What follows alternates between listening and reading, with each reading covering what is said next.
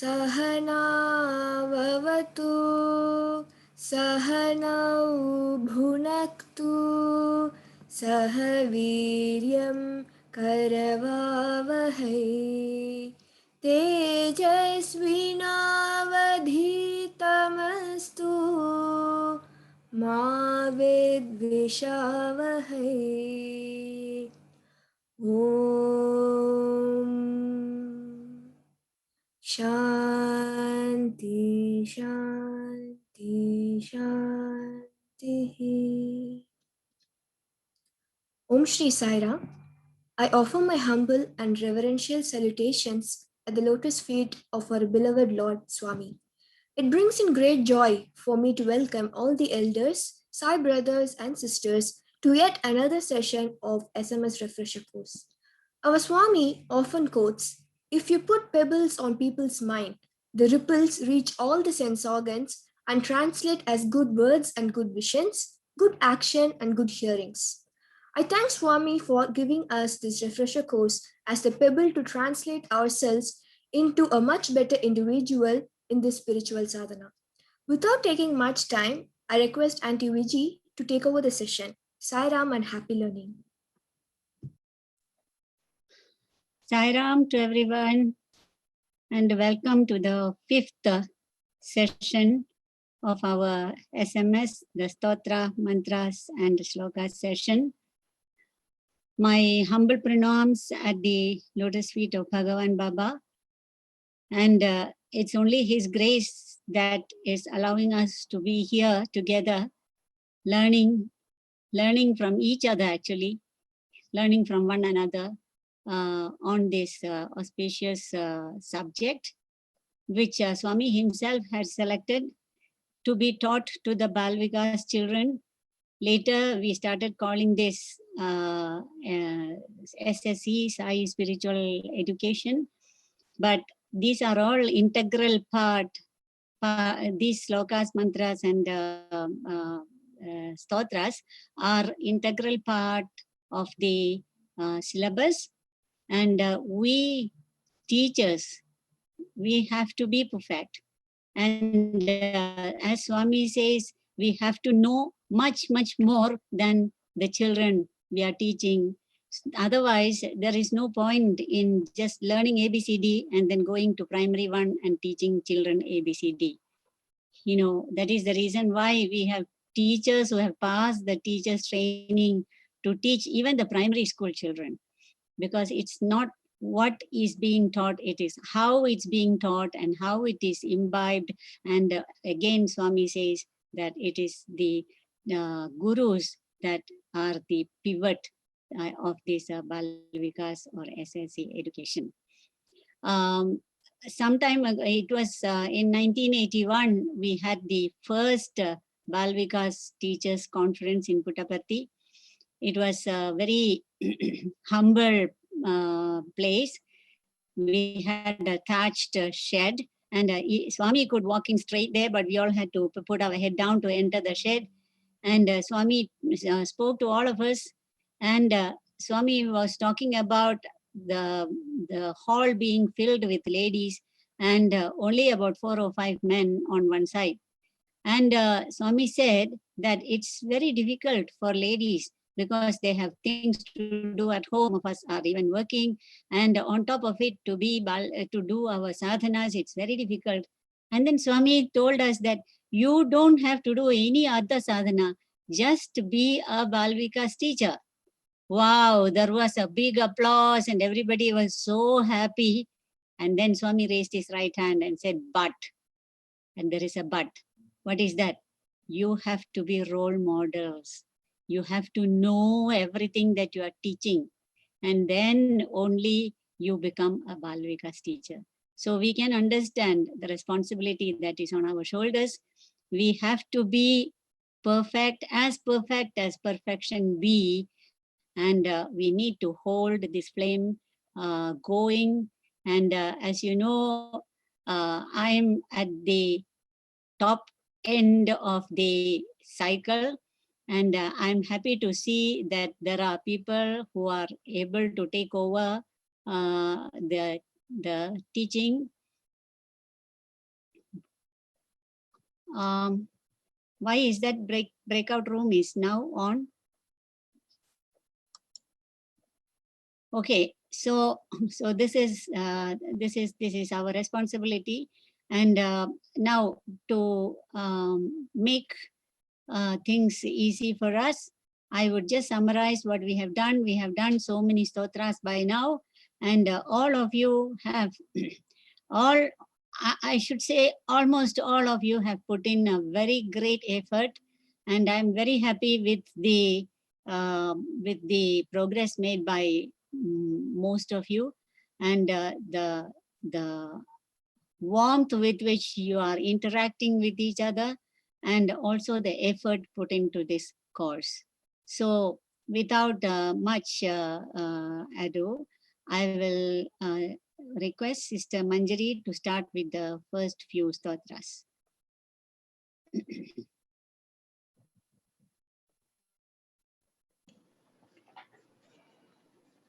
Saram everyone. We will start with the first verse for today. It goes like this. Ramaya Ramabhadraya Ramachandraya Vedhase Raghunathaya Nathaya Sitaya Pataye Namaha. Okay, you can see the words that are highlighted in yellow to be stressed when you are chanting. Rama Bhadraya, Vedhase, Raghu Nathaya, Nathaya. Okay, so Sitaya, that ha sound, try to produce. Okay, all right, so let us understand this inner meaning or significance of this particular verse. As you can see, it is basically talking about Lord Rama. I think just like how we give our children, you know, if I'm the mother, I think I would like to call my daughter with a particular name and she responds to me. My husband may call the same daughter with a different name and she also responds. And actually, if you notice, our children don't like it, you know, to call a different name, especially when we are angry. They can immediately identify and they immediately say, no, don't call me that. I don't like it. Right? So Rama also is actually talking about that. Of course, Rama is not saying that his father was angry with him or anything, but it's interesting to note that Rama had so many names, which means there were different people who were actually calling him with different names. Okay, Ramabhadra, Ramachandra, okay, Vedhase, all these are different names of Lord Rama. Now, there is an interesting story around this particular verse. Once what happened was actually Lord Shiva gave this particular verse to Parvati. Okay, and Parvati, as usual, you know, she's again the mother of the whole world or universe, because we have different deities, different forms and all that. And Parvati was so worried that how of these, you know, humans who are sometimes ignorant, sometimes, you know, they are not really bothered about how to deal with situations, they don't know how to come out of the problem. How are they going to do this? Because this particular verse actually comes also in Vishnu Sahasranamam. It is also connecting to Sri Rama Apat Uddharaka Stotram. Apat is basically danger or anything that is not good. Apat. Okay, Uddharaka is the one who removes or who brings us out of it. Okay, so when Parvati asked Shiva, Shiva actually explains that this Rama meaning is, it's supposed to be like a Taraka mantra. Taraka mantram is again that mantra which brings us out of a lot of problems. Okay, that's what it literally means. And in Sanskrit, we also have this practice of giving numbers to certain letters. Okay, so it is explained that Ra is given the number 2, okay, and Ma is given the number 5.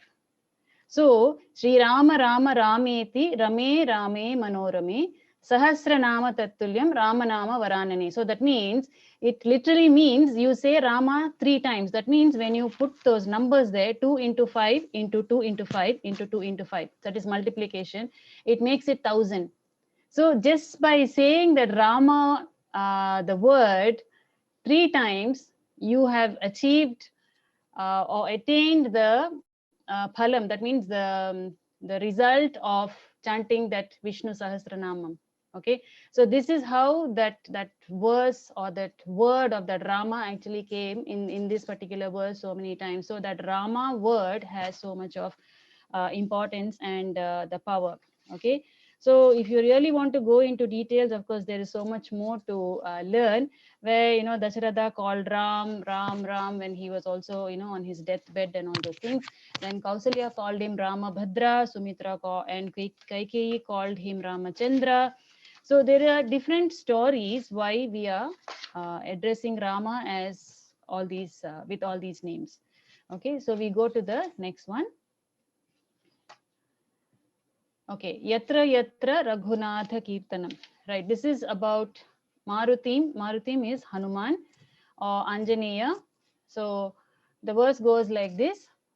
Yatra Yatra Raghunatha Kirtanam Tatra Tatra Kritamastakāņjalim Bāshpavāri Paripurnalocanam Marutim Namata Rakshasantakam.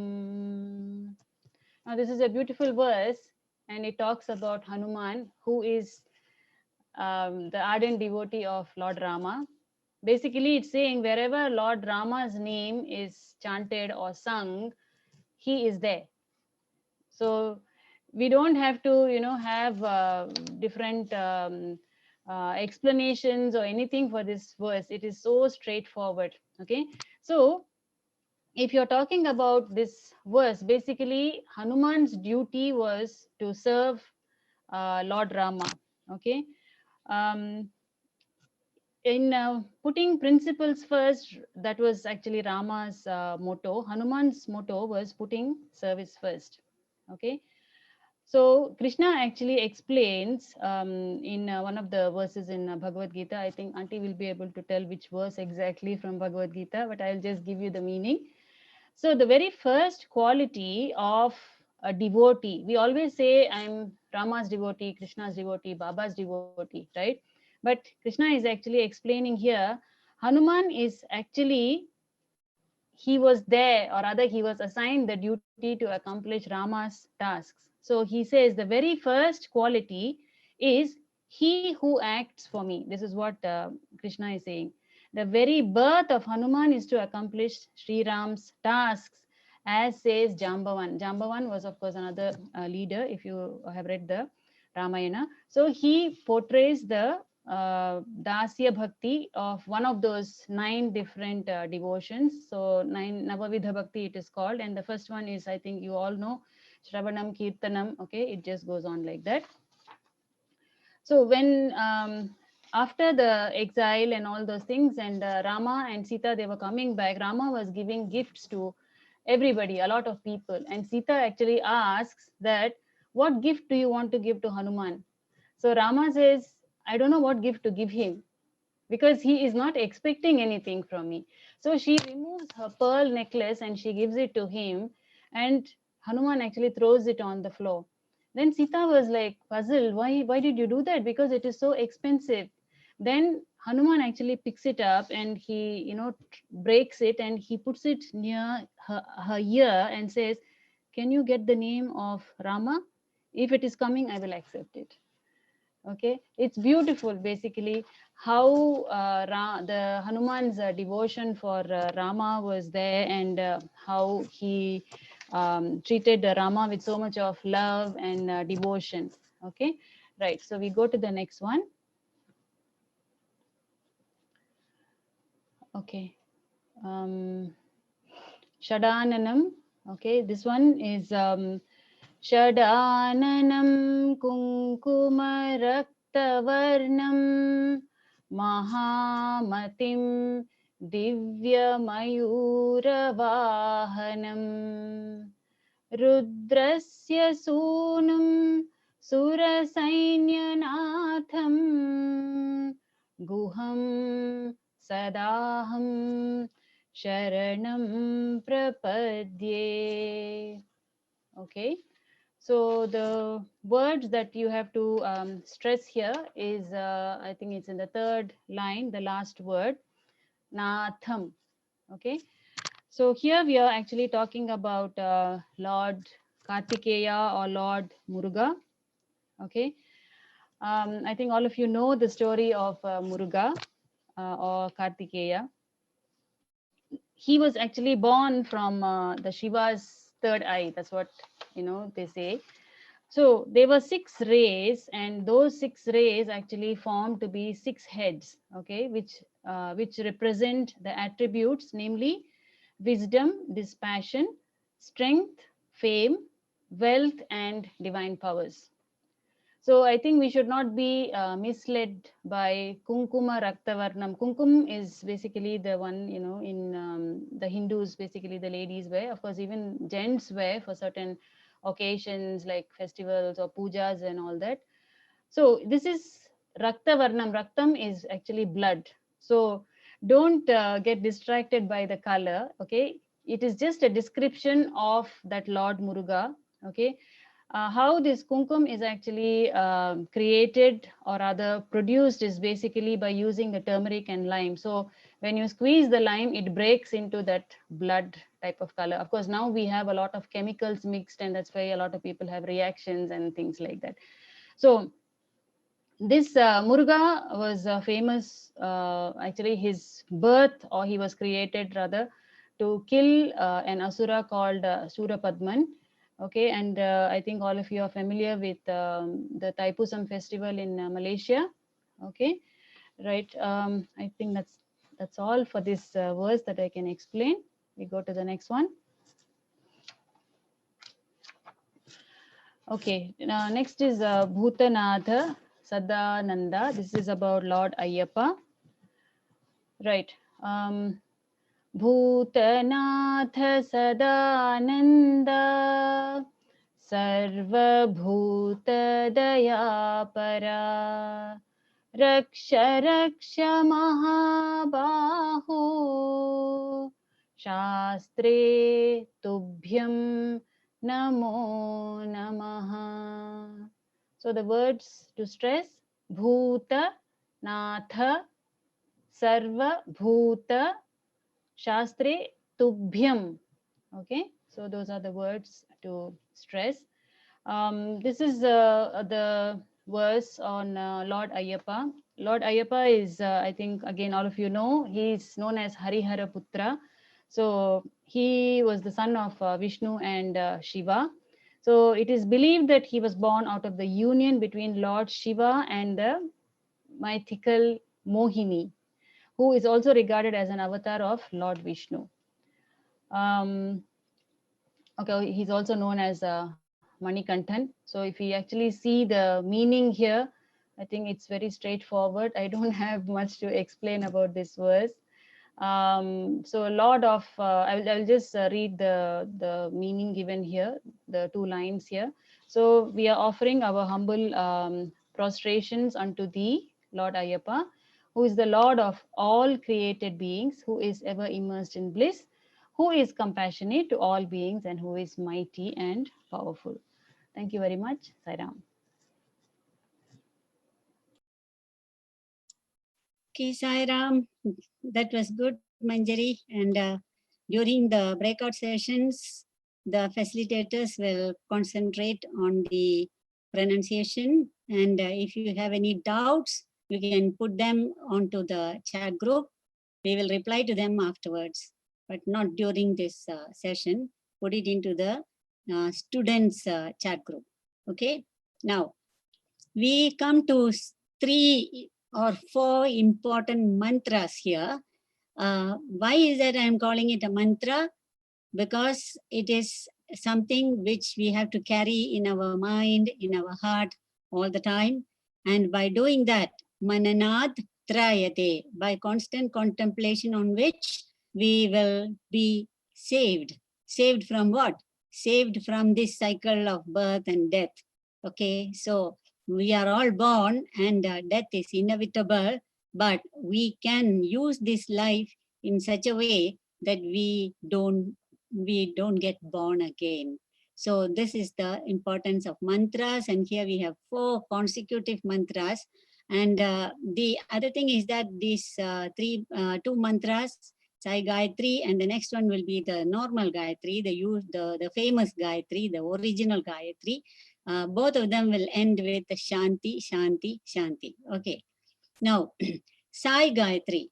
Sai Gayatri, you know, when it comes to all these mantras, especially these Gayatri mantras, you may think that, oh, they all look the same and you can just put in the word and make it into a sort of Gayatri. It is not like that. This Gayatri mantra has a seer. Seer means a particular person who has reached a certain level of purity. I won't talk about certain level of spirituality because it's a misleading word. A certain level of purity of the heart, so that the heart is so pure that you just need a little bit, a small step to become one with the Supreme. And to such people, they are called, they are the Rishi of that particular mantra. And this particular mantra, Sai Gayatri, was given to us actually in the presence of Swami Sri Satya Sai Baba himself.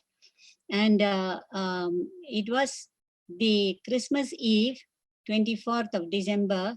The year was 1977. And there was a meeting going on.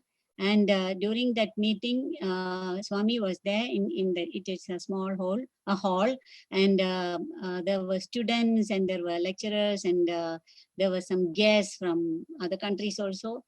And this particular person called what is his name? Subramanya Shastri. He was asked to say a few words, but he was in such a state of bliss, something like that, that he stood next to Swami, just prostrated to him, and he just stood there, closed his eyes, and then he came out with this mantra. So this mantra is a Sai Gayatri. So all these Gayatri mantras, they do have a Rishi or a seer. It comes to that person. It comes through that person to us.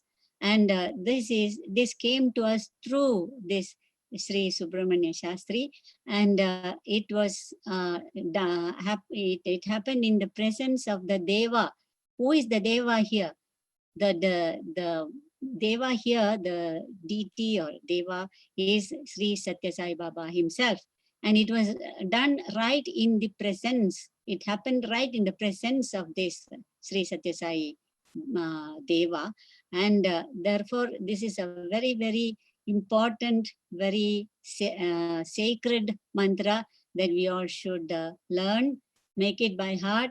And in my personal experience, whenever I feel agitated, somehow or other, it used to be the other Gayatri that used to come to me until the age of, I don't know, 35 or something like that. But now it is this that comes to me, and it makes me so calm. And so this is maybe because I have seen the Deva physically myself, and have had, the feeling of love flowing out from him. And that love I can remember when I chant this particular mantra.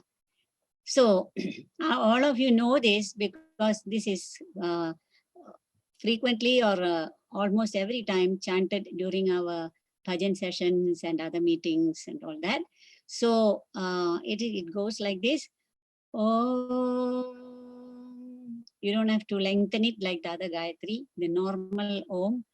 Sai Ishwaraya Vidmahe Satyadevaya Dhimahi Tannah Sarvah Prachodayat. Om Shanti Shanti Shanti. So the meaning wise, there is nothing much to talk about. So we say that Sa Ishwaraya Vidmahe. Vidmahe, that means I know. Okay, that Sai is the supreme divinity. He is the supreme divinity. I know. How many of us know? We have heard, we have been repeating, we have been thinking, we have been sort of feeling that we are Sai devotees, disciples. But how many of us do really know? In order to really know Sai Ishvara, we really have to be Sai Ishvara himself. That is, emulate all the qualities and the way with which Swami lives, the way with which Swami talks, all the human values that he has been asking us to practice, then only our mind will become so pure that we will come to know. Know, Vidmahe is to know. Okay, so once I know, it is easy for me to concentrate upon, okay, or contemplate or meditate. Okay, you know the difference between concentration, contemplation, and meditation. Concentration is now what we are doing. You know, if I'm talking and you're all listening to me, and your mind is, I hope, your mind is all concentrating on what I am talking and maybe what is on the screen. That is concentration. And all of us do. Even while reading the newspaper, we do it. Okay, then comes the contemplation. Contemplation is that we need to get out of the word meaning of it, and then we need to imbibe inside our heart the deeper meaning, the deeper significance of it. And that is contemplation. Yeah, that means, you know, you go beyond words. And then come to meditation, you go even beyond the thought. So that is meditation. So we can use this as an introduction to our meditation. In meditation, there is nothing. There is no deva, there is no mantra, there is no you, only that experience of the divine remains. Okay, so so with this understanding and with this ability to meditate upon, we are now praying that Tanna Sarva Prachodayat. Therefore, let him, H with a capital, all let him illumine all of us. Okay, all of us. May this almighty personality lead us on the path of illumination. Prachodayat. That means illumine our, okay, all of us. And of course, Shanti Shanti, we had described earlier. When we chant Shanti 3 times, we chant the first Shanti a bit louder, second one little less than that, third one even less than that, the loudness, not the Shruti. And then we are praying that when we say the first Shanti, all the problems that are beyond our control, you know, like earthquake and tsunamis and typhoons and lightning and things like that, all those things, all those big things, you know, which are beyond our control, let them be peaceful. Then next Shanti is things which are around us. We want to sit in meditation. We have all sorts of obstacles, you know, happening around us. Even now, for you to come and sit for this session, there'll be a lot of obstacles you would have superseded, and you have come for this. And that is the second one. And the other Shanti is our own mental disturbances. So let all these 3 be peaceful. This is what we call as Adhyatmika is the inside one, Adhibhautika is the ones around, and Adhidevika beyond our control. Okay, we have the next one, please.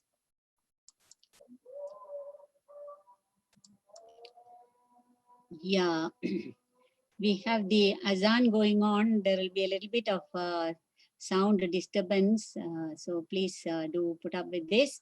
The other one is our Gayatri mantra.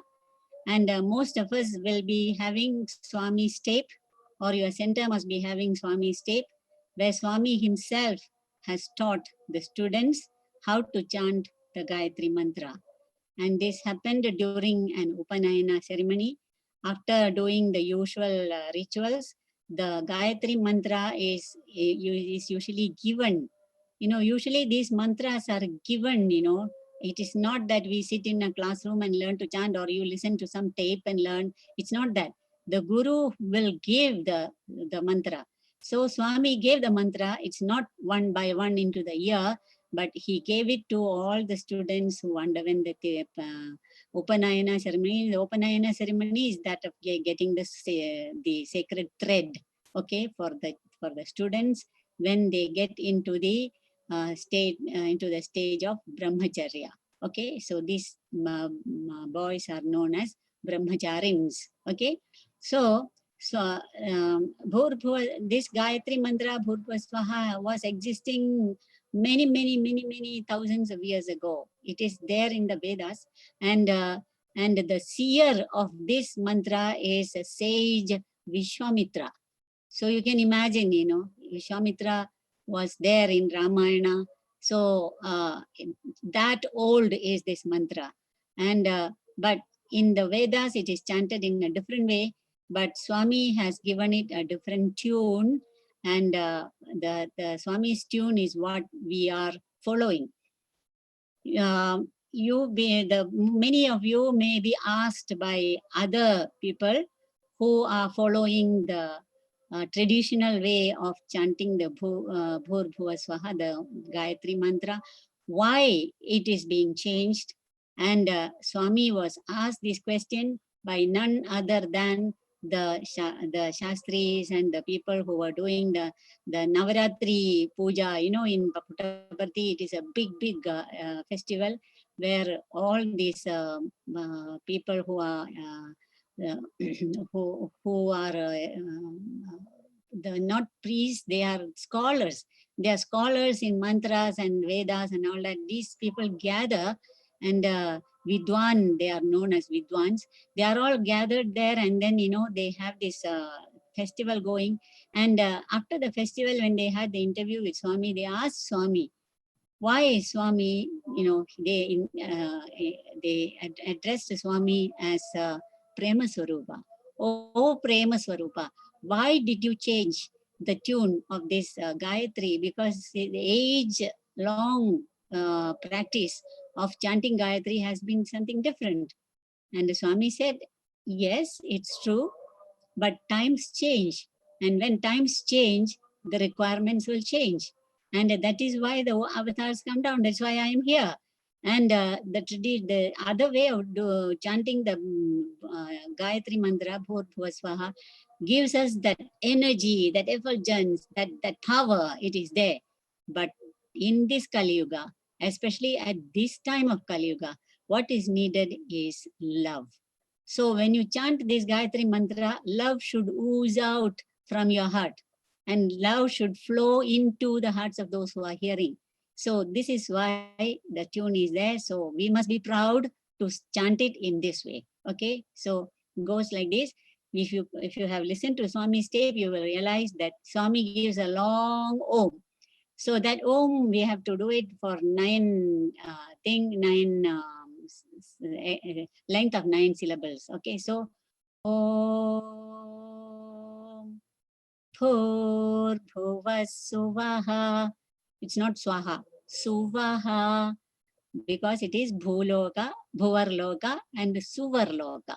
Okay, so Bhur Bhuva Suvaha Tat Savitur Varenyam Bhargo Devasya Dhimahi Dhiyo Yona Prachodayat. Om Shanti Shanti Shanti. So remember, the Om has to be long. Then if you look at the writing below in italics, the places where you have to emphasize will be Bhur, Bhuva. Then remember to say Suvaha, because all of us have been used to Swaha, but remember Suvaha. You have to put your mind and heart there. Then Tat Savitur Varenyam Bhargo Bhargo Devasya Dhimahi. Okay, emphasis there. Dhiyo. Yona. Then one more thing to remember is we tend to chant Prachodaya. That's Dhiyo Yona Prachodayat. If you listen to Swami's tape, it's not like that. It is Dhiyo Yona Prachodayat. Prachodayat. Same note. Prachodayat. There is no Prachodayat. Okay. So now, the great thing about this mantra is that usually the prayers will be telling that, please help me, please save me, please illumine me. But here, go up.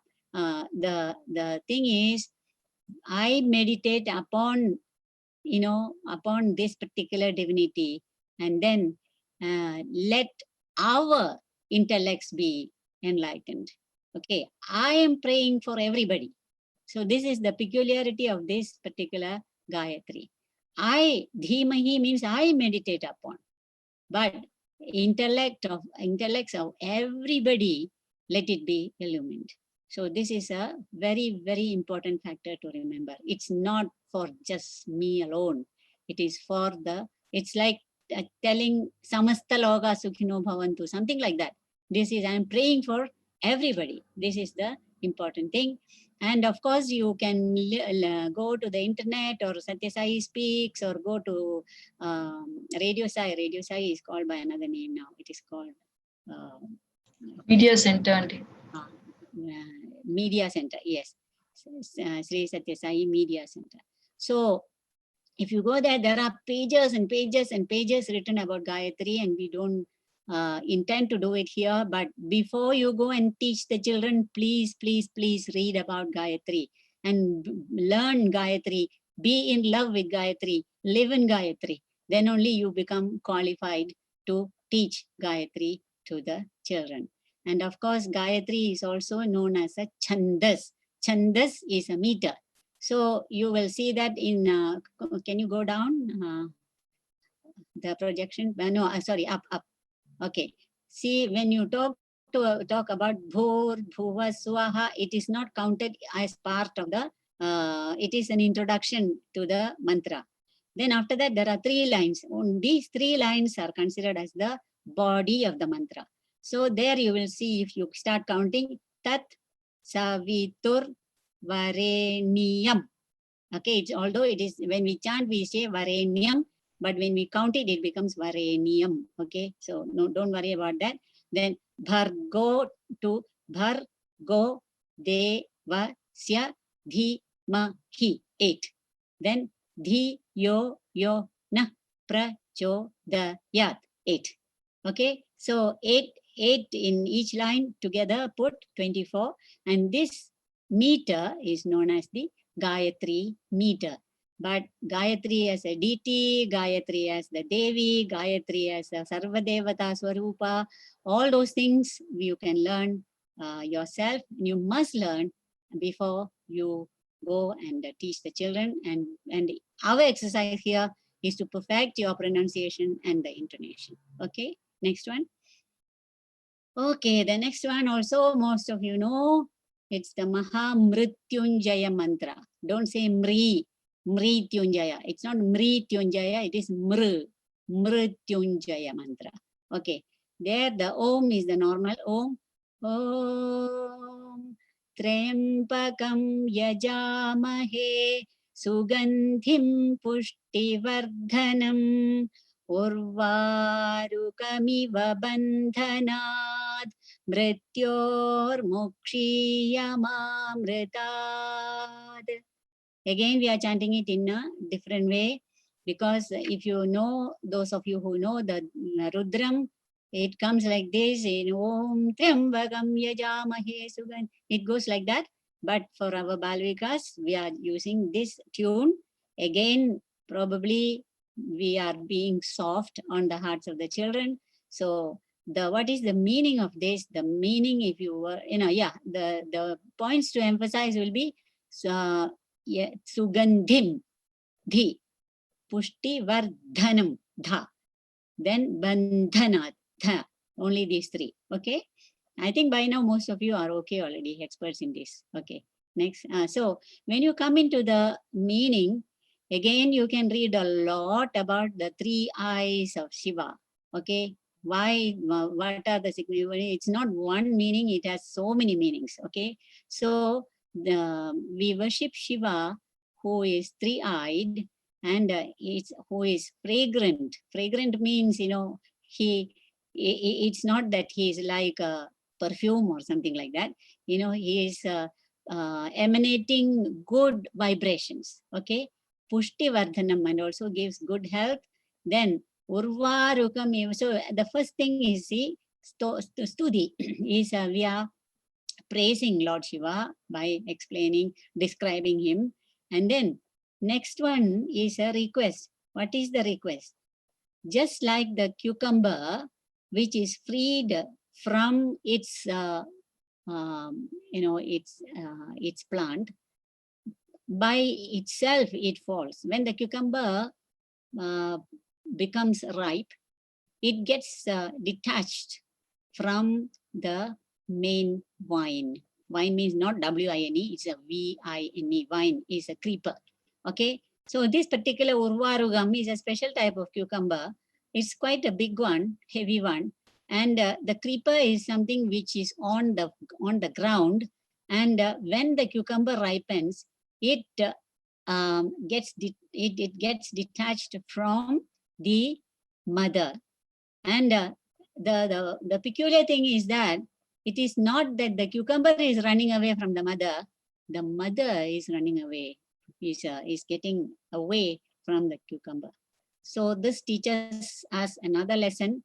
However precious we have our relationships, we have to have a certain amount of detachment. Just like Khalil Gibran had told, children are not your children. They are expressions of the divine, and they are coming through you for you to take care. So this is a lesson in detachment. So in that way, if I get detached from my own identity, my own ego, my own body, mind, and all the history that I've created, all the great things, the so-called great things that I have done, I have to get detached from all those things so that I will become a zero at the end. That means I have finished all my karmas. I have completed everything, and I become eligible for immortality. As I said earlier, we are born, we have to die, but we can lead this life in such a way, in an intelligent way, that we finish our karmas by being nishkama karma, by doing things, doing every action as a surrender, and also without expecting anything in return, and accepting whatever comes to us as a prasadam from the divine. We do that, we don't become attached to our activities or to the people or our possessions or anything, and we are free anytime, ready to go, and that's it. Okay. Then go to the next one. Next one is a short one, and this is the first of the Sri Satya Sai Ashtottara Shata Namavali, and we put this as a mantra here because number one is the pronunciation, number two is the intonation. Okay, it goes like this. Om Sri, there is no length for the Om, not there. It's part of the mantra. Om Sri Bhagavan Satya Sai Babaya Namaha. And we usually continue, Om Sri Sai Satya Swarupaya Namaha. Om Sri Sai Satya Dharma Parayanaya Namaha. So we have to keep up that tune. So remember this, the only word that we need to emphasize is Bhagavan. Okay, of course, Om is the primal sound, primeval sound, and Shri indicates auspiciousness, and Satya Sai here is depicted as a Bhagavan. Bhagavan is that all-pervading, all-powerful, all-knowing divinity. And we are putting Baba as Bhagavan here. And so whenever we say, when we say in our conversation, we say, oh, oh, Baba said that, Baba said, Bhagavan said this, Bhagavan. So, but you must be very careful when we use the word Bhagavan. What do you mean by that? You know, so in last, I think one earlier occasion, I described the qualities of what is meant by Bhagavan. You can look it up, also must look up and then see what is meant by Bhagavan. Okay, so Om Shri Bhagavan Satya Sai Babaya Namaha. Okay, all your facilitators will do the proper pronunciation intonations for you. I am very proud of my, see how egoistic I am. I am very proud of the facilitators given for this particular workshop series and how they have come up just like all of you, and wish you all the best to in your breakout sessions. Sai Ram.